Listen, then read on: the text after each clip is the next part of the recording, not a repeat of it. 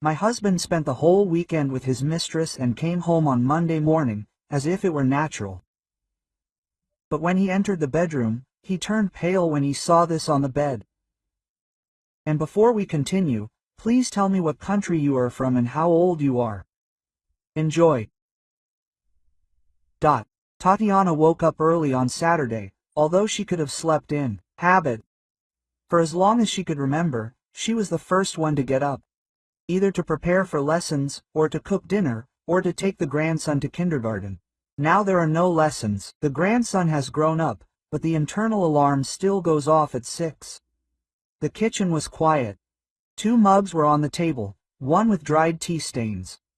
A plate from last night's dinner was in the sink, a piece of bread was on the windowsill.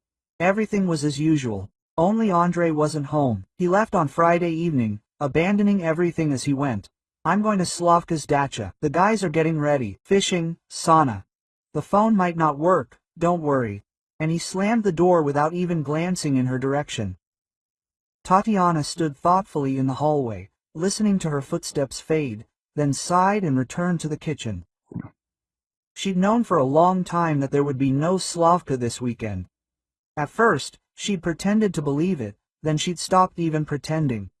The words dacha, fishing, and the company of men had morphed into one short phrase over the past few years, mistress. But she'd never said it out loud. Now she sat down at the table, fumbled for the bag of buckwheat, measured out the required amount with a familiar motion, and turned on the kettle. Everything seemed normal, but her chest was heavy. Yesterday evening flashed before her eyes again. Friday dragged on. Tatiana was returning from the store with a bag of groceries. She thought she'd cook some borscht and make a casserole. Maybe Andre would want something hot. After all, he was on his feet all day. He arrived closer to 8, threw his keys on the shelf, went into the room without taking off his shoes, and turned on the TV. Are you going to eat? She asked cautiously. I already said, I'm going to the dacha, they'll feed me there, he snapped. And when are you leaving? Slavka will be here in an hour. By the way, be careful with your money there. I transferred money to your card yesterday, but you still have to pay for the electricity and internet. The receipts are on the table. And look, without your fancy purchases, he chuckled discontentedly. Fashionable purchases. They were her new slippers for 400 rubles and an inexpensive sweater on sale. But Tatiana didn't argue. He ate on the go straight from the pan, scraped bread around his plate, and didn't even thank her. Then he said, Where's my black suitcase? In the closet, in the hallway, she replied. Well, that's something, he said in the tone one uses to praise a distant acquaintance, not a wife. He packed a few shirts, some documents, threw a razor into his bag, and picked up his phone charger. He lingered for a second in the hallway. By the way, I need to decide about the apartment, he remembered. The one from your aunt is empty. Sell it and you can live normally. Change the car, do some repairs here. Why is it empty? The apartment some other time, Tatiana answered quietly. It's not a burden on you. It's not a burden. And money doesn't lie on the road, he muttered. Okay, let's talk, that's it, I'm going, and left. Tatiana stood by the window for a long time then, looking into the darkness. The phone lay on the table, the screen silent. She knew that she herself would never call. Tugging at the sleeve of a man who already has one foot in another life is worse than sitting in silence. On Saturday she cooked buckwheat and fried cutlets, although she knew she would be eating them alone. The kitchen smelled delicious and cozy, but the second plate still stood empty. At 10 o'clock the intercom rang. A familiar voice was heard on the line. Mom, open up. Tatiana was even confused. Irachka, you said you were busy, the shift changed. Open up, I'm frozen. A couple of minutes later, the daughter was already standing in the hallway in a down jacket, with a bag over her shoulder, in the warm air and the smell of the street. She took off her shoes and hugged her mother, lingering a little longer. Why are you so early? Tatiana smiled, although the smile was a little crooked. I just arrived, answered Ira and peered into her mother's face. You weren't sleeping? Who's sleeping there? I get up early, you know. Would you like some tea? They sat in the kitchen. Irina glanced at the empty plate opposite. Where's Dad? He's gone to the dacha, Tatiana answered habitually and immediately saw how her daughter narrowed her eyes slightly. To the dacha in mid-November for fishing. Ira drawled. Mom, well, we both understand that there is no dacha there. Tatiana looked away. Irachka, don't, she asked. Well, what will it change if we talk out loud? Not out loud. You've been living for 10 years as if everything is fine, Irina said irritably. Dad disappears on weekends, comes home satisfied, looks at you like you're a piece of furniture. You call that not talking out loud? Tatiana sighed and mechanically straightened the towel on the table. Quote, I don't want a scandal, she said wearily. Quote, I don't have the strength, but do you have the strength to live like this? Her daughter didn't give up. Mom, how much can you stand it? You hear yourself. I don't want a scandal. Quote, we don't need a scandal here, but a head and documents. She said this so confidently that Tatiana was even surprised. What other documents? Irina pulled the cup closer to herself. Quote, Mom, let's take it in order. You have everything officially registered. The apartment you live in, who is it registered to? To him, Tatiana answered quietly. We bought it from his parents before the wedding. We didn't register it in my name then. And there was no time. And what about Aunt Nadia's apartment? Her daughter clarified. The one on the other side of town. Tatiana perked up a little. That one is registered to me. My aunt wrote a will in my name, then the notary formalized everything. Excellent, Irina nodded. It's from her that my father is huffing and puffing about selling and buying a car. She fell silent for a second, then continued. Mom, listen carefully. You have real support. This apartment. Do you understand that? I understand. That's why I'm holding on to it, Tatiana nodded. But Igor, he still presses, says that I'm stupid, that I'm losing money. Dad thinks about himself, not about you, Irina noted sharply. And the last place where he thinks is your old age. Tatiana shuddered.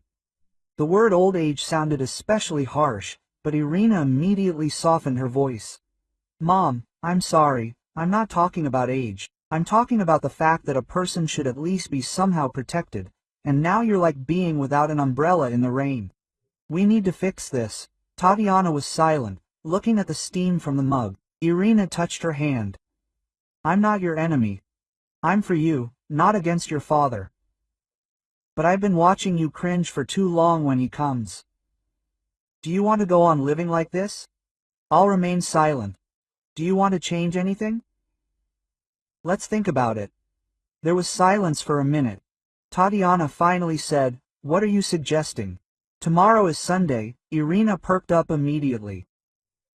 The notaries are open. We can go and deed your apartment to me. Quote. Tatiana froze. To you?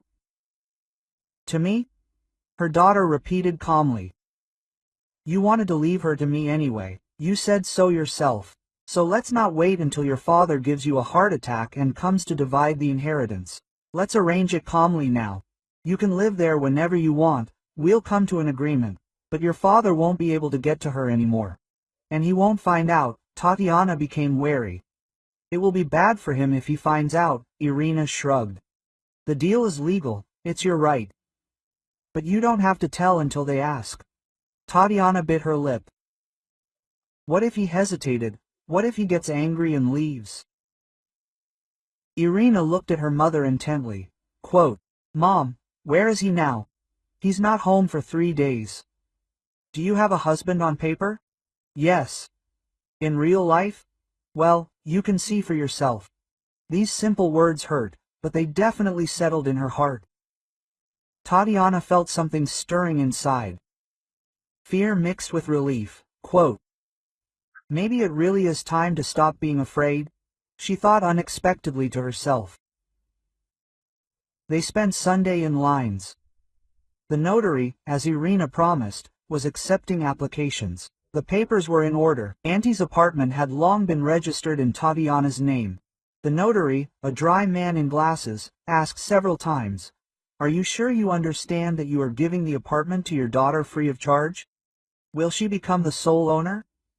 "I understand," Tatiana answered firmly. "That's what I want." As she signed the papers, she felt a slight tremor in her hands, but she did not refuse. "At least now no one will sell it behind my back," she reassured herself. After the notary, Irina dragged her to another place, the bank office. Quote, "What's that for?" Tatiana asked in surprise. "Check if you have any loans," her daughter answered without emotion. "Our dad likes to sign papers without reading them. What if he's drawn up something?"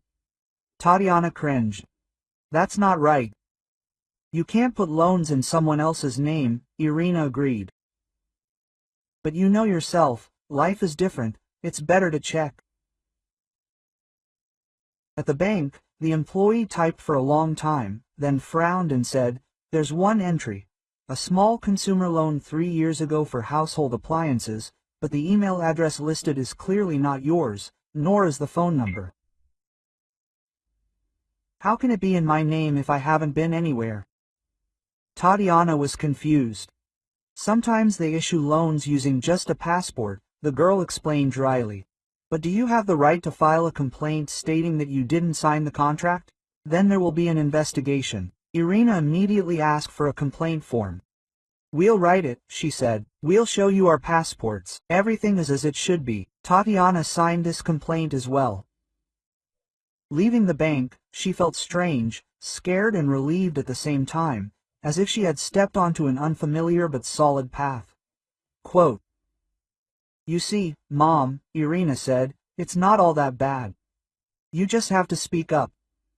Monday morning was gray. Damp snow clung to the windows. The entryway smelled of wet jackets. Tatiana woke before the alarm. Something strange woke her.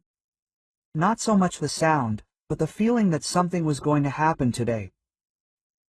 She got up, threw on a robe, went to the kitchen, put the kettle on, sliced bread, and took yesterday's cutlets out of the refrigerator. On the table lay neatly folded papers, a copy of the deed of gift, the divorce petition Irina had helped fill out, and several sheets of paper with notes about the bank. Nearby were the keys to her aunt's apartment.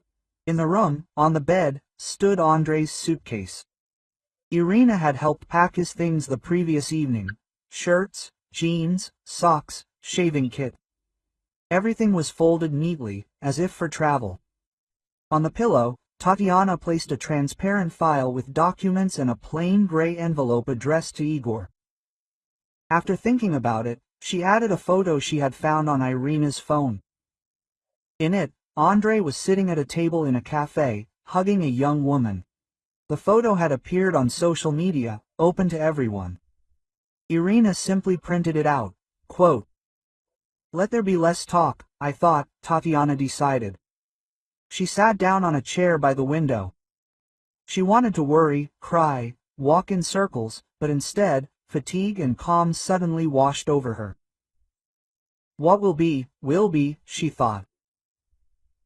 It can't get any worse.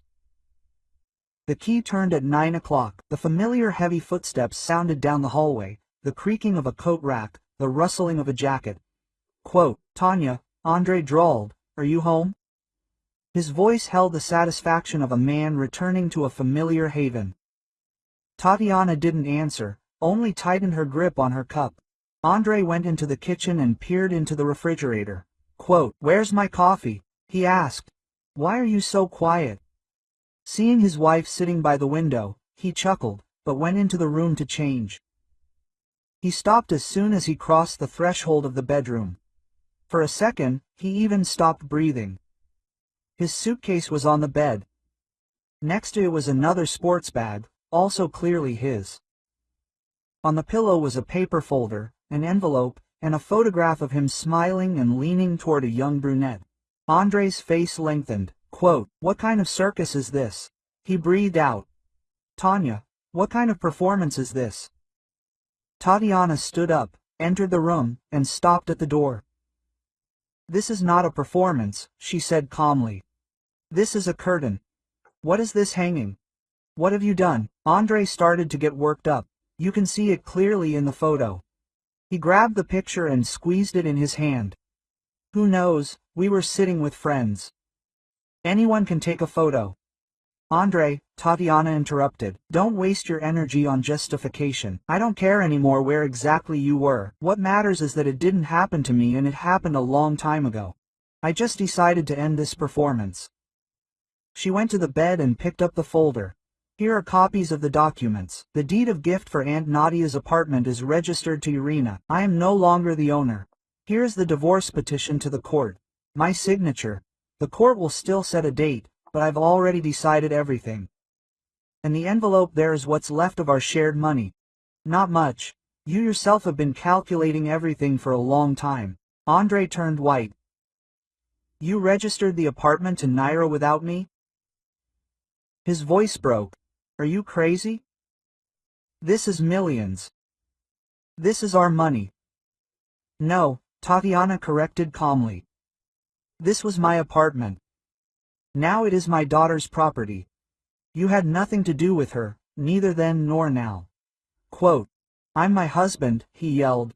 Have you forgotten? Your courage ended where your latest duchess began, she replied quietly.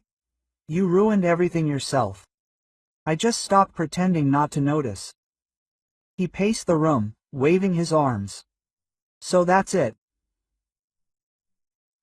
So, I'm toiling away here like a fool, and you're pulling scams behind my back. How many times have I told you, we'll sell it, buy a car, and live like ordinary people, and you quietly registered it all, and in Urka's name too. What about her? She's still a child. Irina is 30, Tatiana noted. She's a grown woman, she works, she helps me. And, unlike you, she never said I was interfering with her life. Andre wanted to object, but the words stuck in his throat. Apparently, his memory helpfully threw in a dozen of his own remarks about a burden and an old woman. Quote, so what now? He croaked, staring at the suitcase. What does this mean?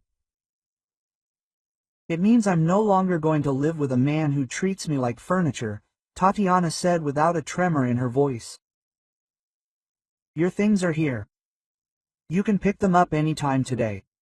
I ask you to leave the keys to the apartment on the table. While the court formalizes everything, we will live separately. It will be fairer. Are you kicking me out? Andre didn't believe it. Me out of my house? Your parents bought the house, Tatiana nodded. The documents are in your name. I'm not arguing, so I'm not kicking anyone out. I will leave myself as soon as I decide where. But I will no longer live with you the way we lived.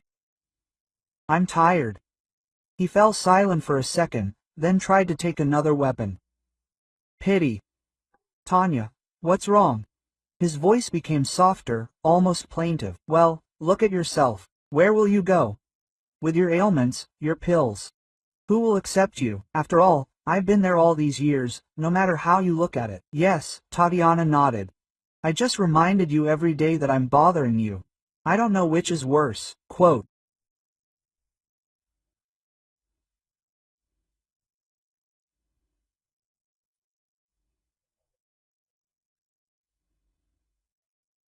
He was confused, then yelled again. That's it. Yes, so that's it. Because of some photo, because of the children who wound you up. At that moment, the door slammed in the hallway. Light footsteps were heard. Quote, not children, but one fully grown daughter. Irina's calm voice rang out, and there was no need to wind up Mom. She saw everything back when she believed your every word. Irina entered the room and stood next to her mother. Quote, hello, Dad, she said evenly. And here you are, Andre muttered. Are you happy? You transferred the apartment to your name and talked your mother into getting a divorce. What a smart girl she is. I didn't talk you into it, Irina objected. I just showed that Mom has a choice, and for many years you pretended that there was no choice. Quote, Andre clenched his fists. You've lived in this house since you were a child. You ate everything, you drank everything, you grew up on my money. And now I've grown up on Mom's nerves, her daughter interrupted quietly. Dad, that's enough, You destroyed everything yourself. We didn't break anything for you. Quote. For a few seconds there was silence in the room, only the clock on the wall ticked quietly. Andre suddenly sat on the edge of the bed, as if the air had been let out of him. So what? He asked more calmly. Do you think you'll be better off with your daughter? Who will support you? Quote. The state, you, Tanya, or a dreamer? How were you? Tatiana smiled slightly. I thought no one would help me, but in the last few days I have received more support from my daughter, the notary and the bank employee than from my husband in the last 10 years. I think I can handle it. Irina looked at her mother with slight pride. Dad, she added. Nobody promised Mom mountains of gold, but living in constant fear of being thrown out if someone wants to live like a human being is worse than any dormitory.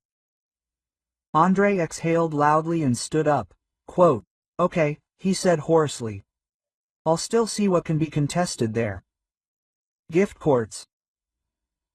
I won't leave it like this at all. You have every right, Irina answered calmly. Only lawyers are expensive these days, and Mom and I don't have any extra money. You said so yourself. He threw an angry look at her and grabbed the suitcase by the handle. I'll leave, but you'll regret it, he said as a parting shot. Quote. Dad, Irina said quietly. We can only regret that we were silent for too long. Andre fastened the lock, left the room, and slammed the front door. The apartment shook, then became quiet again. When everything was quiet, Tatiana sat down on a chair. Her hands were shaking slightly. Quote. Are you okay? Irina asked, pouring her some water. It's strange, the mother admitted. On the one hand, it's easy, on the other, it's scary.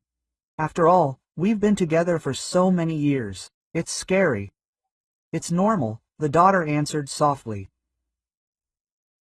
But the main thing is that you're not a victim now, but a person who made a decision. What next? Tatiana asked quietly. Court, papers, where will I live? Irina smiled. I have a room for now. Nikita adores you. We'll think about it later, there's also my aunt's apartment. We'll renovate it, if necessary. And if you want, we can live there together later. Are you alone, and I'm here? The main thing is that you're not tied to someone who doesn't respect you. Tatiana nodded. Tears glistened in her eyes, but this time not from resentment. I didn't think I'd get divorced in my old age, she tried to joke. I plan to quietly babysit my grandchildren. You'll do the babysit too, Irina laughed. Just not at the expense of your own happiness. Okay, let's get ready. I'll help you pack your things, and we'll go to court together. Not alone. The court was in a month and a half. They saw Andre there, aged and haggard. He tried to argue, telling how much he'd done for the family. But the judge looked at the papers, not at emotions. There was almost no joint property. There wasn't much to divide. The divorce was finalized quickly. After the court, Tatiana didn't cry. She left the building, taking a deep breath of the cold air. Irina took her arm. Quote. Well, that's it, the daughter smiled. Now only forward. Tatiana looked at the winter sky. Quote. You know, she said, I've always thought I'd be lost without my husband, but now I feel like I can only be lost without myself, and I don't want to lose myself anymore. Irina squeezed her hand tighter. Weeks passed. Aunt Nadia's apartment was bustling with renovations. Irina found an inexpensive crew, went to construction stores with her mother, choosing wallpaper and tiles. In the evenings, Tatiana helped her grandson with his homework, cooked his favorite cutlets, and sometimes met with her friend Ludmila, who kept repeating, Tanya, you look younger, your eyes are shining. You'll get married again, just look at that. Oh, Lysia, Tatiana laughed. I've had enough of this stress. I'd like to live in peace. News about Andre came from friends. He worked wherever he could find, tried to sue over the apartment, but lawyer after lawyer threw up his hands. The deed of gift was drawn up without any violations. One day, Tatiana accidentally met him in the store. He was standing at the shelf with cheap bread, leafing through the bills in his wallet, clearly figuring out how much he could buy. Seeing her, he froze. Then he tried to portray a confident smile. Quote, "So you're alive," he said. "It didn't disappear." "I'm alive," she answered calmly. "It didn't disappear." He wanted to add something, but couldn't find the words. She nodded and went to the checkout. As she walked outside, she felt a strange relief. Not anger, not triumph, just calm acceptance. Quote, "Everyone lives the way they see fit," she thought. "He does. I live differently now." At home, Tatiana put the kettle on and took 2 mugs from the cupboard. "Grandma," her grandson peeked out of the room. "Will you help me finish my literature report?" "Of course," she smiled. "I'll pour some tea now and we'll think about what the Turgenev was trying to say." Receipts lay neatly folded on the table. Nearby were letters from the bank stating that the disputed loan had been deemed irregular and that she had been absolved of all responsibility. In the corner of the room stood a box of wallpaper for the new apartment. Life hadn't become a fairy tale, but at least now Tatiana knew. She had the right to decide who would be there and who would be out. And that Monday moment when her husband returned home as if nothing had happened and suddenly turned pale upon seeing the suitcase, documents, and photograph on the bed became not the end for her, but the beginning. The beginning of a life in which self-respect, not fear, came first. First.